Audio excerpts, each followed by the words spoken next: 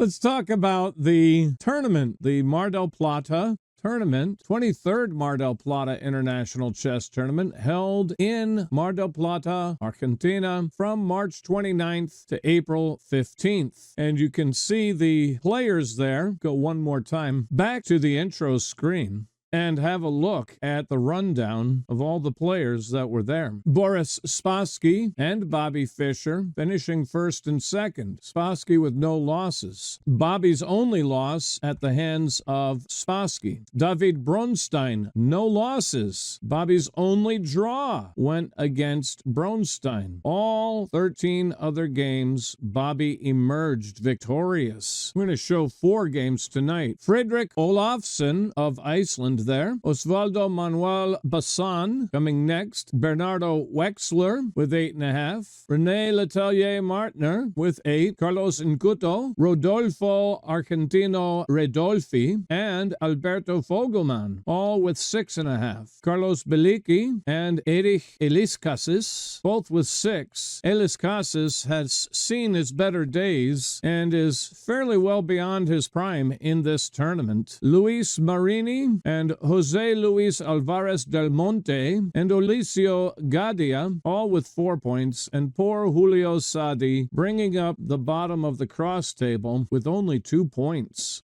So there you go. And we are going to go ahead and look at 4 games tonight in the order in which they were played, beginning with the game against Bernardo Wexler. This game was played on March 29th, 1960. Now, who was Bernardo Wexler, you may wonder? He was born April Fool's Day, April 1st, 1925. He was actually born in Bucharest. That's in Romania, in case you didn't know. But now playing under the Argentinian flag, and don't forget, many players adopted that ensign as their own at the outbreak of World War II. I don't think Wexler was among them. I think he came later, but I'm not 100% sure. But in 1959, Wexler won ahead of Alberto Fogelman in the Argentine Championship at Buenos Aires. In 1959, Wexler won ahead of Rossetto and Carlos Guimard at Buenos Aires. So it's no surprise that it was that year, just prior to this event, that he received the International Master title from FIDE. He was a court official by profession, passed away in Buenos Aires in 1988, June 30th.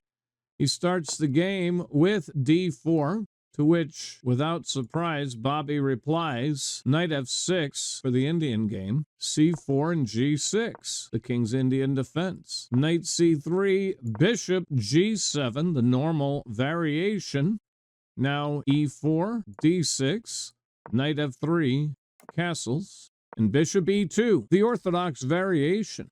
Pawn e5 and pawn d5 is world champion Tigran Petrosian's variation. Queen's knight to d7 is Yuri Averbach's variation. Bishop g5 is the main line. Pawn h6, hitting the bishop, bishop h4. Pawn g5 pushes him back again to the g3 square. Now knight h5 interrogates the bishop one more time. Here Wexler does not play the book move. Instead, he castles. The book move is pawn h4. That's answered by pawn g4, and the most common response to that is knight h2, but giving it an inaccuracy, but it is the most common, after which black will typically play knight takes the bishop, pawn takes the knight, pawn h4, shoring up the g-man, h5, and then white castles at last, and bishop h6.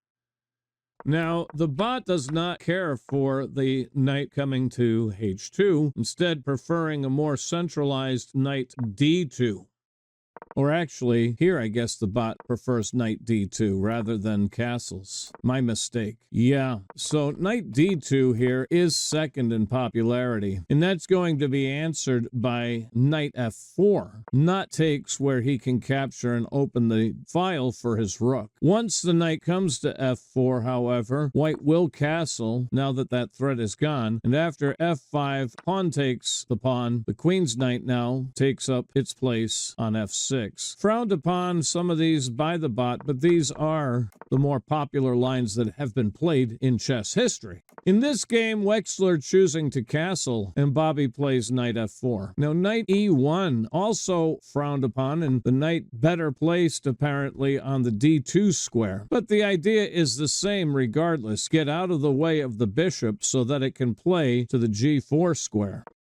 Instead, knight to e1, and knight takes the bishop on e2 with check. That's captured by the queen. Now f5, obviously threatening to trap the bishop and win the game. But obviously, white's not going to let that happen. Pawn takes pawn.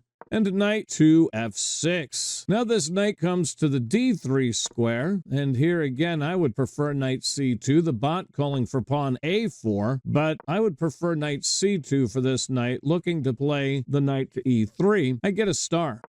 Bernardo with the knight to d3, and bishop takes the f-man here. Pawn f3, now queen to e8, looking to slide up in this direction.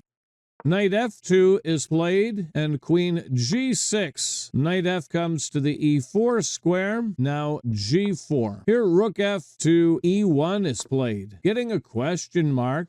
Bot calling rook a e1, reminding us of Oscar Pano's great quote, "When you have two rooks, both of which can go to the same square, carefully calculate and consider which rook to play, and once you've made up your mind, move the other rook." One of my favorites. So the bot calling for the rook on a1 to come to the e1 square. And I would think king's rook to f2 should also be considered, perhaps. Let's see. We do get a check mark there. Instead, Bernardo Wexler playing the king's rook to the e1 square. And g takes f3. G takes f3, an isolated pawn. Knight takes the knight, knight takes the knight, and queen h5. That gets marked inaccurate, b6 being called for.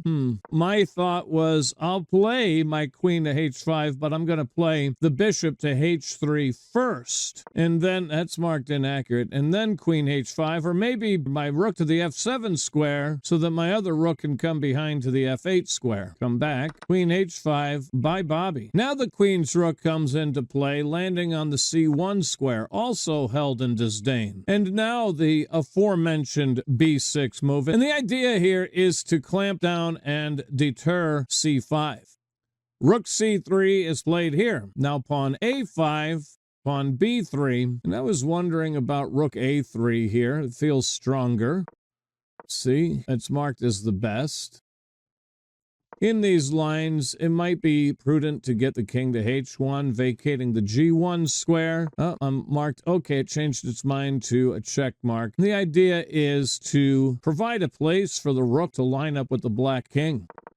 Instead, b3 from Wexler, now rook f7.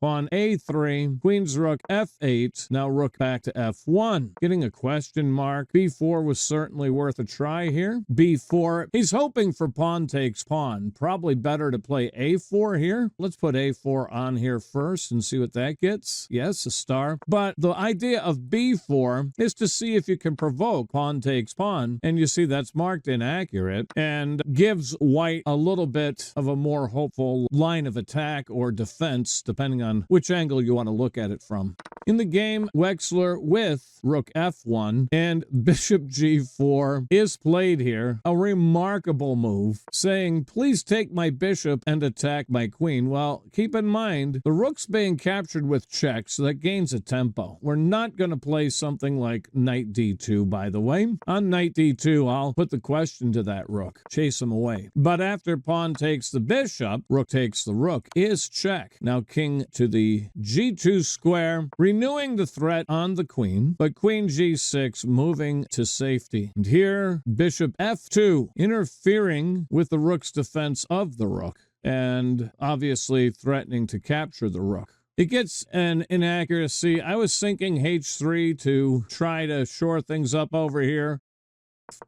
Now rook a1. I'm sure rook f4 is in the works. A super attack on the knight as well as a super attack on the pawn. Now rook e3 defends the knight. Rook f4 is played, and h3 defends the g-man. But what do you do to a pinned piece? That's right, you attack it again. h5. So Wexler with g5. And now rook takes the a-man over here. And a4 is being threatened, isn't it? Bishop g3. Okay, queen b2 being recommended, but it is too little too late. Keep in mind that black has already picked up the white rook on f1. But here what we'll play is rook takes the knight to get compensation. And after queen takes the rook, and rook takes the rook, and bishop takes the rook, then we have queen e4 check. The king has to play to f2 to defend, and you can keep that king busy and position yourself. You see, black has a central passed pawn. After king f3, queen d1 check, and king f2, now pawn e4 opens the door for the bishop to exert its influence. If queen c1, we'll avoid the trade for now, giving check, and after king g1, now queen g3, and we pick up this pawn with tempo. After king f1, queen takes the pawn. And now we have an outside passer as well. Just winning. King e2, and then queen f3 check, and then we just start pushing that passed pawn. And I think anybody could win from here, right?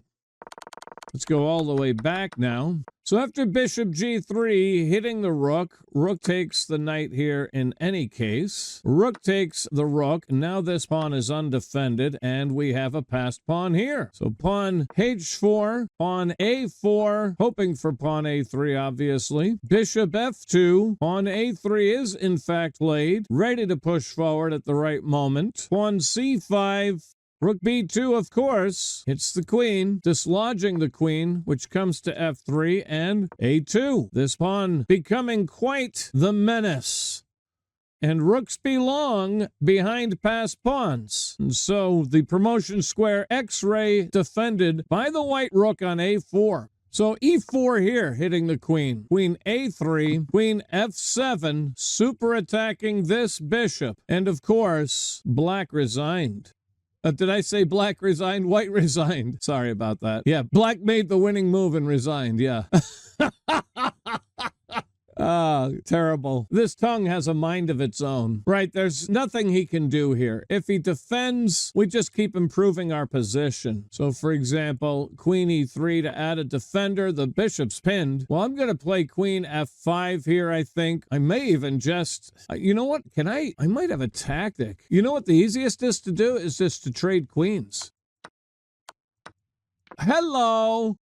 And thank you very much. And this is an easy endgame, isn't it? Bobby Fischer, now listen to this. His accuracy in this game was 97.0, and his single game rating was 3,000. 300. And all his games were like that we're going to see tonight.